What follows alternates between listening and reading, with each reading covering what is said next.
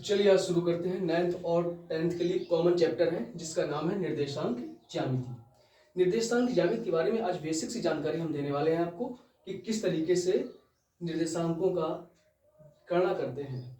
ठीक है, कैसे हम जानते हैं कि कौन सा पहले चतुर्थांश में है निर्देशांक, कौन सा निर्देशांक दूसरे चतुर्थांश में है, उनके ऋण और धन का क्या मतलब रहता है, उसके बारे में जानकारी हम लेते हैं आज के चैप्टर में। ये मैंने रेखा खींची है, ऊर्ध्वाधर रेखा को बोलते हैं, इसको बोलते हैं ऊर्ध्वाधर रेखा, इसको बोलते हैं ऊर्ध्वाधर रेखा, जिसे हम y अक्ष से डिनोट करते हैं। ये y डैश है और एक ये क्षैतिज रेखा खींची जाती है, ये क्षैतिज रेखा है। ये क्या है? क्षैतिज रेखा। ये क्षैतिज रेखा है, इसको हम x और x डैश से डिनोट करते हैं। अब जो इन दोनों के बीच का मूल बिंदु है, जो ये जो दोनों रेखाएं हैं जो ये काटती है x अक्ष रेखा को और ये y अक्ष रेखा को काटती है, तो इन दोनों का जो कटान बिंदु है इसे हम बोलते हैं मूल बिंदु। इसे क्या बोलते हैं?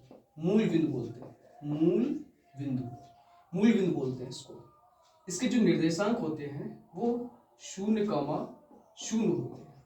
अब इसमें धन ऋण का सिस्टम क्या रहता है? जो x अक्ष की धन दिशा है वो ये है, ये x अक्ष की धन दिशा है। ये क्या है? x अक्ष की धन दिशा। इसके ठीक अपोजिट जो उल्टा है, जो ये है, वो x अक्ष की ऋण दिशा है। अक्ष की ऋण दिशा है, ऋण दिशा है। इसी ठीक ऊपर वाले को, ये जो ऊपरी वाले अक्ष है, ऊर्ध्वाधर रेखा है, इसको हम बोलेंगे y अक्ष की धन दिशा। इसके ठीक जो अपोजिट है, ये y अक्ष की ऋण दिशा है। ये क्या है? y अक्ष की ऋण दिशा है। ये कंफर्म हो गया कि x अक्ष की धन दिशा ये है, इसके अपोजिट जो जाती है वो x अक्ष की ऋण दिशा होती है। ये y अक्ष की धन दिशा ये है और y अक्ष की जो अपोजिट जाती है वो y अक्ष की ऋण दिशा होती है। इसको मूल बिंदु कहते हैं, बता दिया। अब चतुर्थांश, ये हमारा प्रथम चतुर्थांश है। ये हमारा क्या है? प्रथम चतुर्थांश है ये। ठीक, ये होता है द्वितीय चतुर्थांश। ये है द्वितीय चतुर्थांश। ठीक इसी प्रकार ये तृतीय है और ये चतुर्थ है। ये चतुर्थांश हो गया। अब क्या है कि इसमें पता होना चाहिए कि प्रथम चतुर्थांश में कौन कौन से चिन्ह रहते हैं और द्वितीय चतुर्थांश में कैसे चिन्ह रहते हैं। ठीक, तो जैसे ये है x अक्ष की धन दिशा, वैसे बिंदु कैसे लिखे जाते हैं? बिंदु लिखने का मेथड ये होता है कि बिंदु x, y इस टाइप के लिखे जाते हैं। आगे वाले को भुज बोला जाता है और पीछे वाले को कोटि बोला जाता है। आगे वाले को भुज बोलेंगे, पीछे वाले को कोटि बोलेंगे।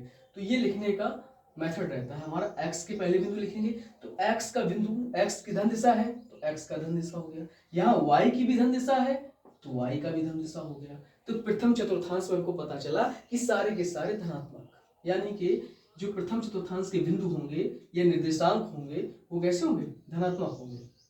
अब द्वितीय चतुर्थांश की बात आती है, इसमें क्या पड़ता है? x अक्ष की ऋण दिशा, तो ऋण बना दो। y अक्ष की धन दिशा तो धन बना दो।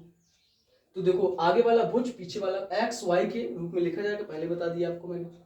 तो ये x अक्ष की ऋण दिशा होगी, x अक्ष की ऋण दिशा और y अक्ष की धन दिशा। अब इसमें क्या है? तृतीय चतुर्थांश में क्या रहता है? अब देखो x अक्ष की ऋण दिशा, ऋण बना दो। y अक्ष की ऋण दिशा पड़ रही है तो y अक्ष का ऋण हो गया। तो ये पता चला हमको कि ये तृतीय चतुर्थांश में ऋण ऋण हो गया। अब चतुर्थांश में बात आती है तो हम क्या करेंगे? इसमें देखेंगे कि x अक्ष की धन दिशा है और y अक्ष की ऋण दिशा है। तो ये हमने x अक्ष की धन दिशा कर दी और y अक्ष की ऋण दिशा कर दी।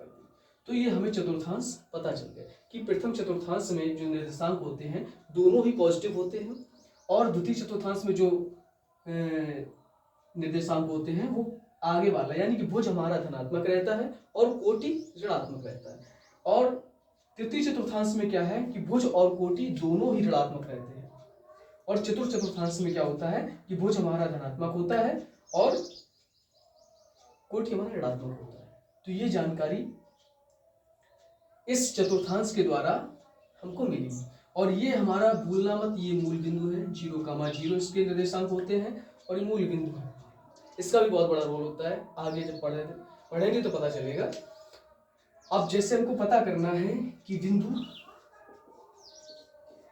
-4,5 किस चतुर्थांश में है, किस चतुर्थांश में है। ऐसे क्वेश्चन 9th में है और 10th में इसका प्रयोग भी है, यूज किया है। तो हम देखते हैं कि बिंदु -4,5 किस चतुर्थांश में है। हमको सिर्फ इसमें चिन्ह देखना है कि चिन्ह पहला वाला ऋण है और पीछे यानी भुज हमारा ऋणात्मक है और कोटि धनात्मक है। तो ऋणात्मक और धनात्मक ये देखो भुज है, ये भुज हमारा ऋणात्मक है और ये कोटि कैसा है, धनात्मक है। तो हमको क्या पता चला, इससे पता चला कि जो ये बिंदु है -4,5 ये द्वितीय चतुर्थांश में है। किसमें है, इसका उत्तर हो गया ये द्वितीय चतुर्थांश में है, द्वितीय चतुर्थांश में है। इस तरीके से हम पता कर लेते हैं। अच्छा, दूसरा क्वेश्चन अगर हम देख लें इसी में कि -3, -2 किस चतुर्थांश में है, किस चतुर्थांश में है। तो अगर हम इसमें देख लें तो दोनों ही ऋणात्मक, यानी भुज भी ऋणात्मक और कोटि भी ऋणात्मक, जब दोनों ही ऋणात्मक होते हैं तो वो तृतीय चतुर्थांश में होते हैं। किसमें है, तृतीय में, तृतीय चतुर्थांश में, तृतीय चतुर्थांश में है। ठीक, तो इस तरीके से हमको तृतीय चतुर्थांश पता चल गया। तो यानी कि जो बेसिक जानकारी थी हमारी वो यही थी।